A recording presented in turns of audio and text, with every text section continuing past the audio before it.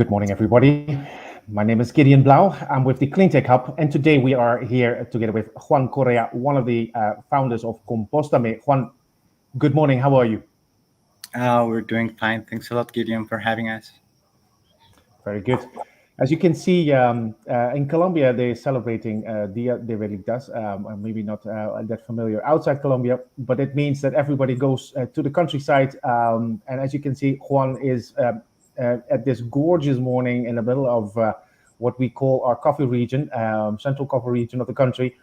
Beautiful picture. Unfortunately, you have to do it with the white wall on my side. Anyways, we're going to talk about composting. We're going to talk about circular economy together with Juan. But before we dive into your business of Compostame, Juan, we want to know a little bit more about you. So, Juan, where did this passion of yours start around doing something for the planet, giving back? Tell us a little bit. Okay, Gideon. I think it all starts maybe with a concern. I think during the last 10 years or so, we have receiving lots of information like we are not doing the things that we were supposed to do. Maybe we are not interacting with our environment in the way that we are supposed to do. And when you start looking at the problematic, you see, and it's a huge problem. It's like this huge monster that you don't know where to start looking from. And we start seeing different solutions. So you start seeing people that's working with energy. We start seeing people that's working with water.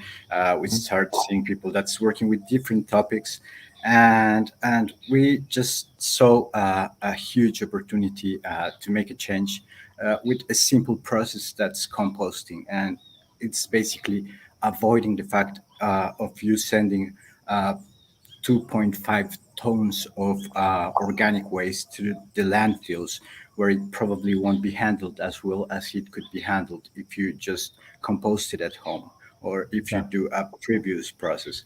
So maybe that's what started taking us there. It's basically seeing that we have uh, better choices. I mean, we can do it better. Yeah. So with composting, we saw a huge opportunity just to avoid that, to send all those waste to a landfill, which is just going to be buried for 10, 20 years or so. Yeah, yeah. No, understandable. I think landfills definitely, although when it started decades ago, it was part of the solution. Of course, now it has become part of the problem, landfills. And yes, it is so incentivized having a landfill also for, let's say, from a government perspective. There's a whole machine, a whole business around having landfills. And you guys go straight head to head with them, trying to figure out a way where we can subtract from that model and find a way how we can channel our different flows of residuals or different flows of trash in a different way. So why did you guys, and tell us a little bit about this, why did you guys pick the organic side of things? Okay. Well, the thing is, if you look at recycling or if you look at circular economy, the first thing that you have to do is, well, tell people that there are certain things that you cannot mix. You simply cannot mix plastics with organic waste, or plastic or organic waste with paper or cardboard, because you're going to create more waste, and things that could be easily recycled won't be. So the idea is that you have to first just separate things at the source. Yeah. And once you have that, you create two separate processes. So in one hand, you have the possibility of recycling certain materials, but in the other hand, you have the possibility to take all this organic matter and turn it into something that's really valuable. And that's like our second point, and it's uh, here in Latin America and here in Colombia, we have a problem with pesticides and agrochemicals, because basically we're using way too much of them. So we have rich soils, but we have managed to somewhat destroy them. So Yeah. why can't we use the solutions that they used to use before? Yes. And composting is something unbelievably rich to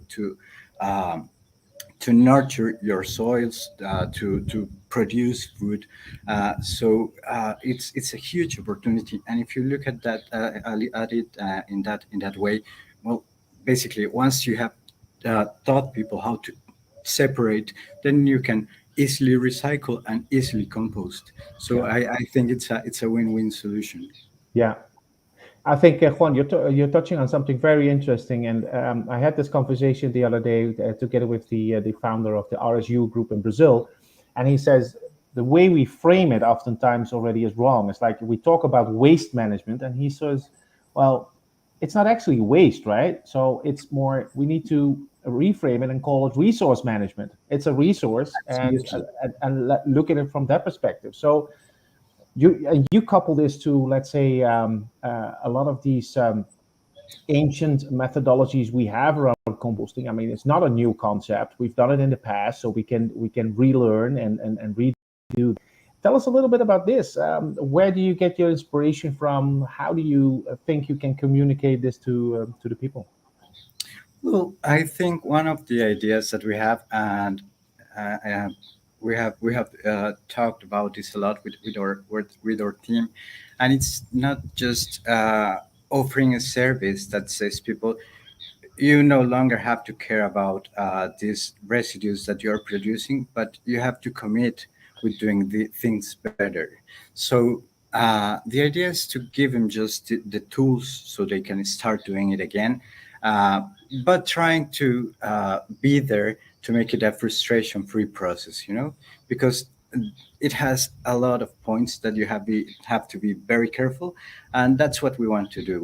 We want to be there, uh, because we were talking about the other day. You can sell people just the compost bin and forget about it. It's Mhm. just a one-time transaction where you just gave them a compost bin, and you let them on their own, and we think that if we do it in that way, people is just going to keep the composting bin Yeah, away after 3 months once they have gotten frustrated by the yeah, process. yeah, So we have to explain people that we have a commitment, that we have to somewhat change the way that we are doing things, and yeah, sometimes it implies a bit of responsibility, but the yeah. idea is that you have the knowledge to embrace that responsibility, Yes, right? yes, And so it's basically that, and it's as we were saying before, it's changing the way that we interact with our environment, yeah. and having that in mind, I think that can be the starting point of something huge. Yeah, yeah, and I think this is, I mean, you guys really talk from let's say from the person itself, right? So from the person, the source, where this organic material is being generated, and of course, and this is also more of an international perspective, because if let's say from a European perspective, then it's like, Juan, why are you talking about this person? I mean, in Europe, it's mandatory. You need to separate, right? And there's an entire infrastructure around picking up organic waste and other waste, right? So you have to separate at home, because if you don't, you get a penalty from the local municipality for not separating, right? Of Yeah. course, and that is also good to explain to the listeners. It's like, well, Latin America is a little bit different. Colombia is also a little bit different. We don't have that infrastructure in place. So tell us a little bit about that, because we really need to incentivize, let's say, from the source up on. Yes.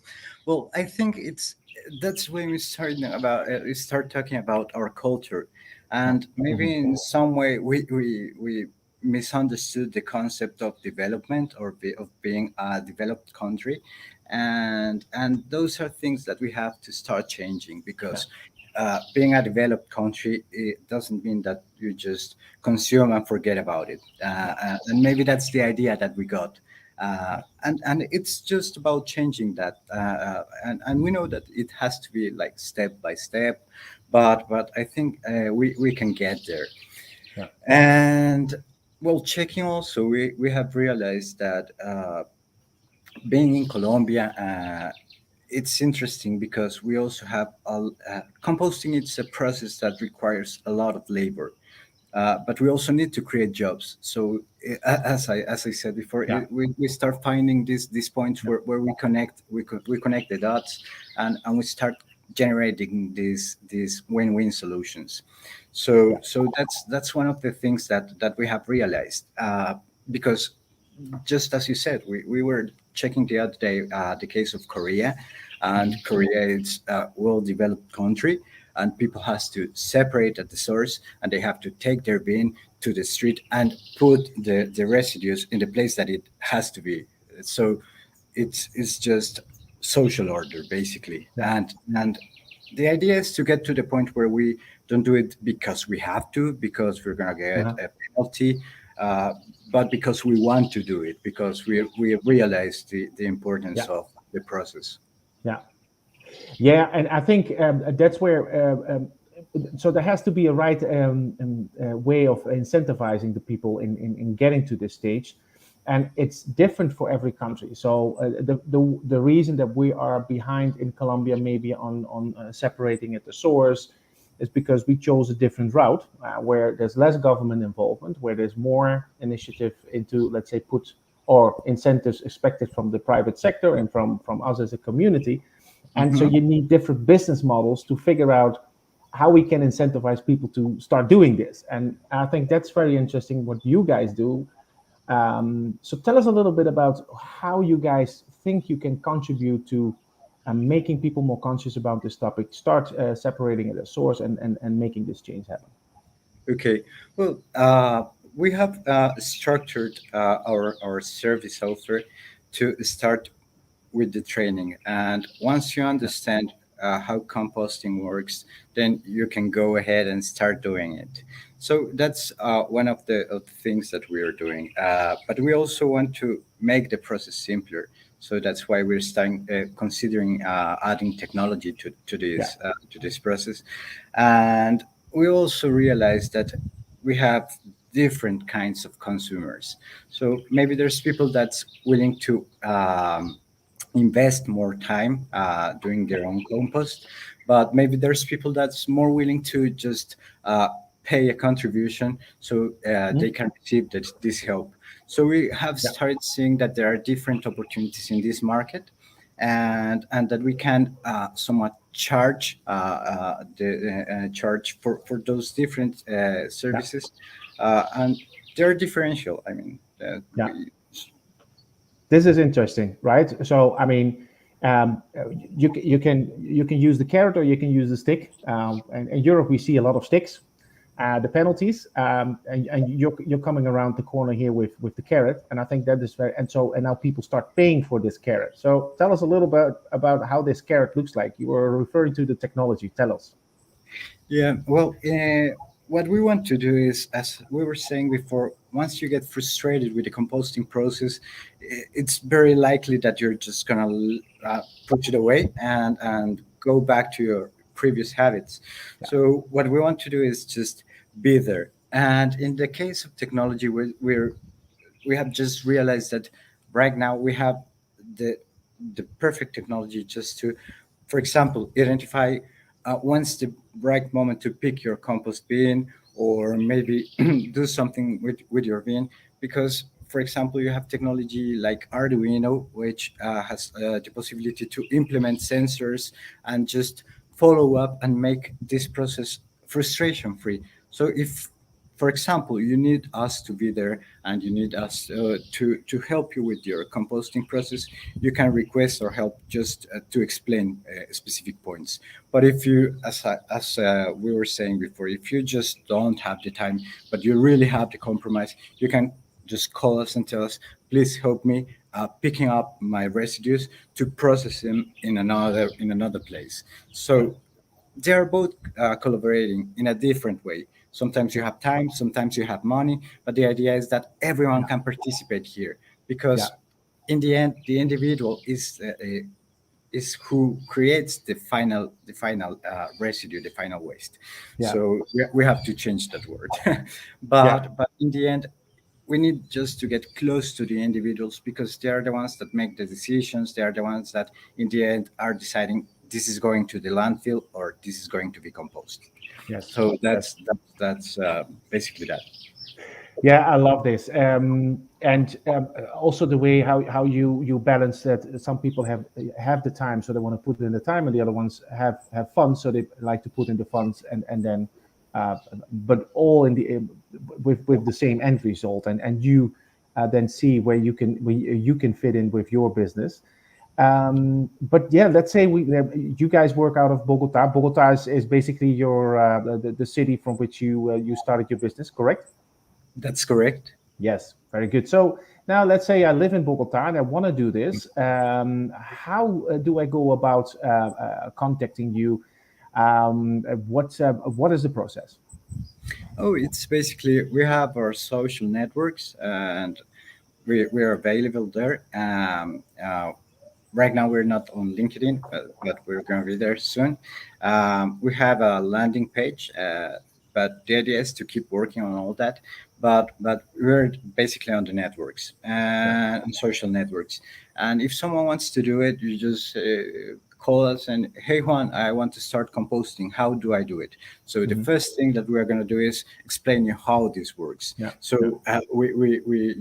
you see what you are going to what you're going to face. So Yeah. you're going to have to, if you want to, you can work with your compost. But if you don't want to, you just will separate and tell us, okay, Juan, we need to contract the pickup service, and Yeah. it's really simple actually. Yeah. So that's what we can do Yeah. in that sense. You want to focus on B2C, or you also have a specific B2B focus where you solve this issue for, let's say, for businesses, so offices or plants, etc. Well, I think that's one of the following steps. We need to scale up, but that Yeah. would imply a lot of additional effort. So Yeah. right now we're just creating our massive of customers, Yeah. uh, and use that to then jump to the next step. To the next So level. right now we're basically working with households. Yeah. Uh, it's easier to work with that. Yeah. But for example, as I was saying before, the first time that we had the opportunity to talk to a large group of Yeah. individuals was through a company. So Yeah. they don't exclude each other. So Yeah. they really complement. And we Yeah. offer that because right now many companies are also working on it with social responsibility, and sometimes they want to equip the people that works with them with these kind of tools. Yeah. We also find for training specifically an interesting market with companies. Yeah, yeah, very good.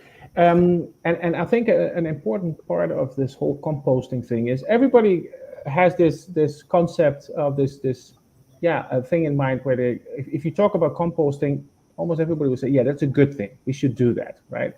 But of course, it's also a process. So there's going to be a final product coming out of this composting process. That's good. What can I do with this with this final product? Can I do something in my garden with it? Can I sell it? What is, let's say, what happens after the composting process? Absolutely. Well, it's the final product, the compost itself. It's the perfect fertilizer. So Mm, if you have your garden, you can use it.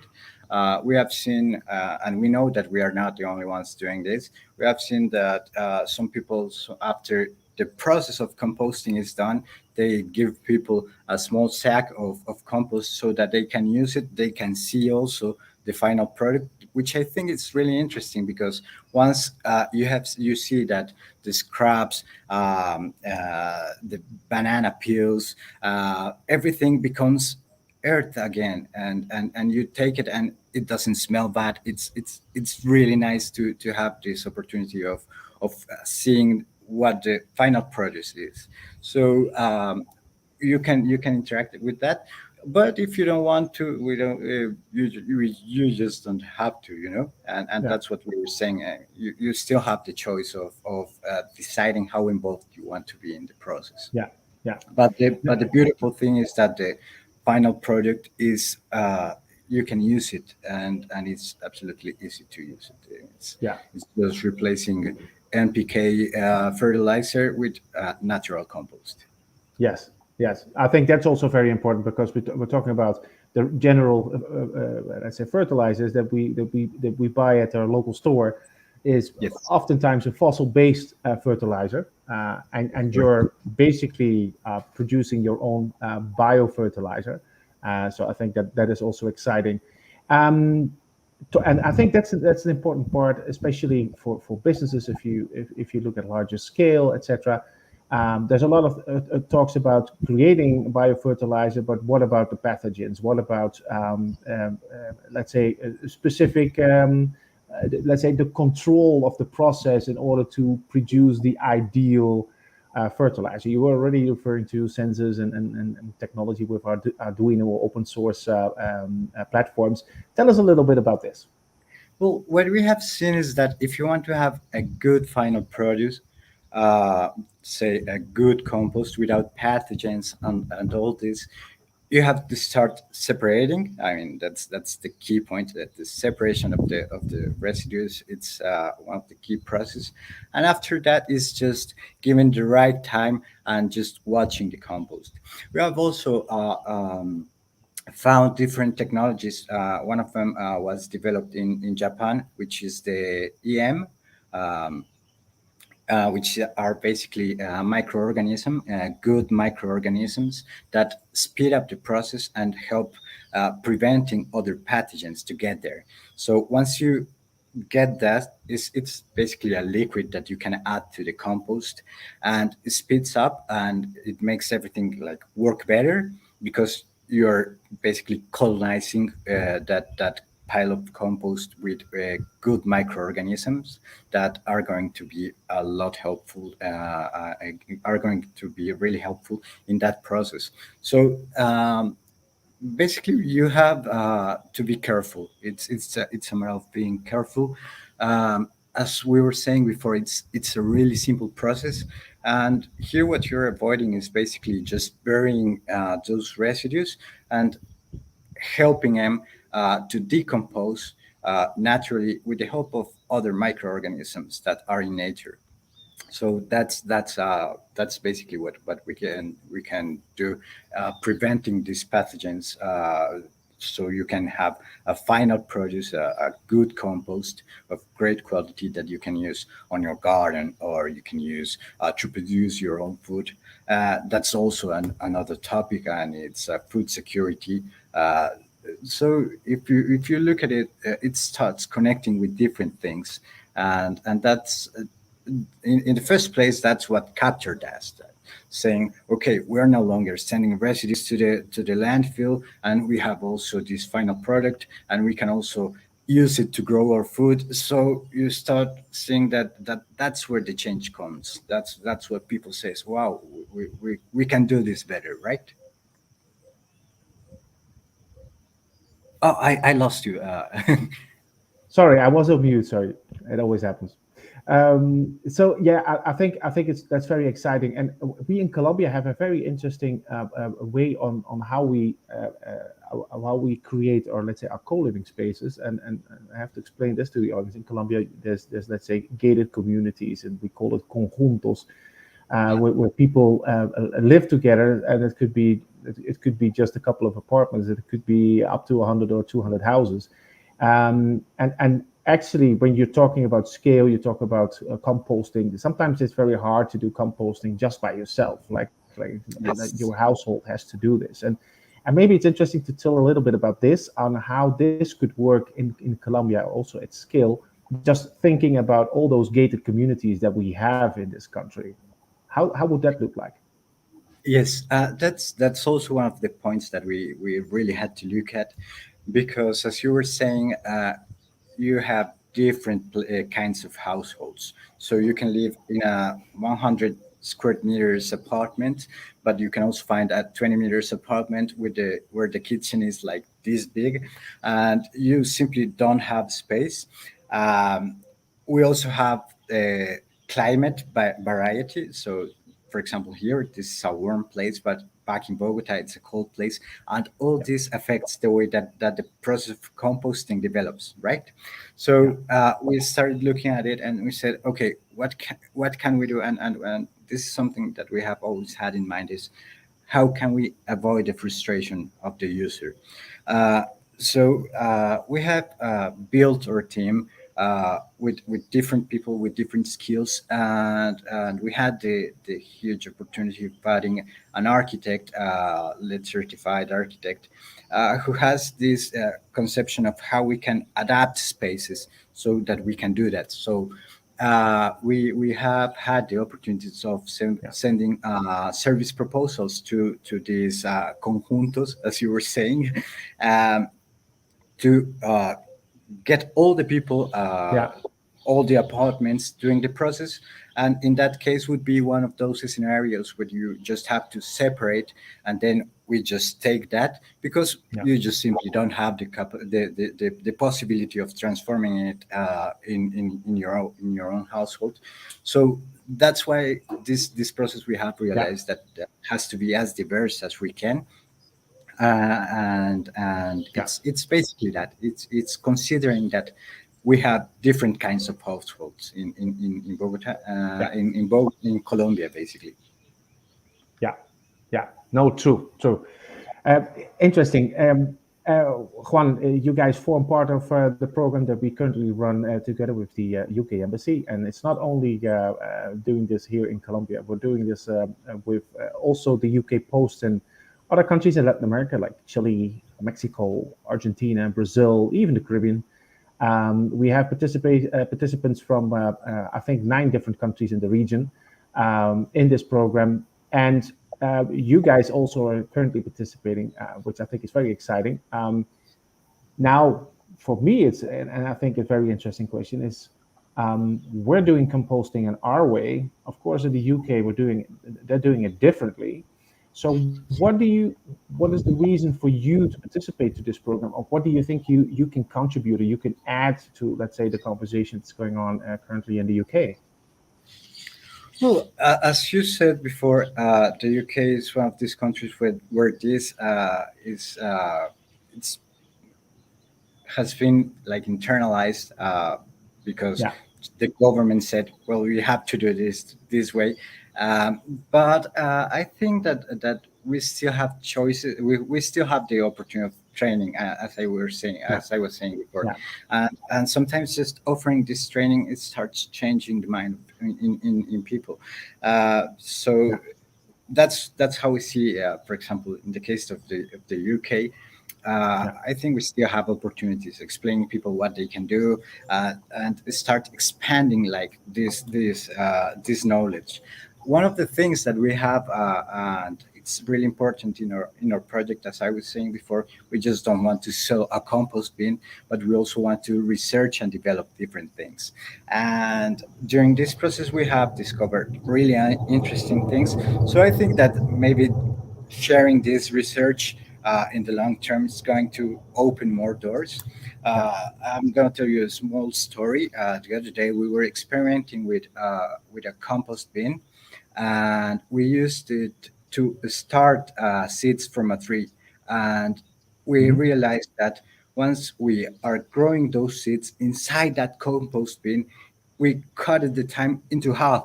So basically, the seeds that were taking 2 weeks, we were getting them started in 1 week. And Yeah, when you start looking at papers and research, you don't have anything of this. no, So I think that we have a huge field that we still need to understand, because yeah, basically, I think if you understand how composting works, and how all these processes work, you start understanding better how soils work, and that's huge because yeah, we yeah, we, we are facing a big problematic regarding our soils and how we have deteriorated. So it's yeah, not only about just composting, but it's also about seeing how we can open different doors with that. And well, the UK is it's a place where you have a lot of research, a lot of yeah, development of products. So I think that's why we find this opportunity really interesting. And well, being yeah, in the academy has been a really huge advantage for us. Yeah. Like it's a green academy, so Yeah. Hmm. it's I like great. it. I like the word Green Academy. Yeah, no, that's cool. And I think yes, there's so much things we need to learn around soils and how soils work, and let's say the whole carbon economy going on inside the soils. It's such an amazing story if you dive into that. And yeah, let's say the anecdote you were just sharing. I think it is amazing. Also, Juan, we're already at the end of this conversation. It goes super fast always. I want to thank you for being here together with us today. I think it is a great story that you guys are working on. I love it. It's important work which you do. So thank you very much for being here together with us today. Thanks a lot for having us, and it's our pleasure, Gideon. Very good. Well, this is it for today. Another gorgeous day, as you can see in the background of Juan. While he was talking, we all could see the sun rising above the horizon at the back. Awesome place. Today we're celebrating Dia de Velitas in Colombia, so it's a public holiday. Hope you all enjoy it a lot with your friends and family. We will be here again tomorrow, same time, same place, with another entrepreneur, green entrepreneur, with an innovating new technology and how we can get ourselves to a greener and more inclusive future. Thank you very much, and see you tomorrow. Bye bye. Bye.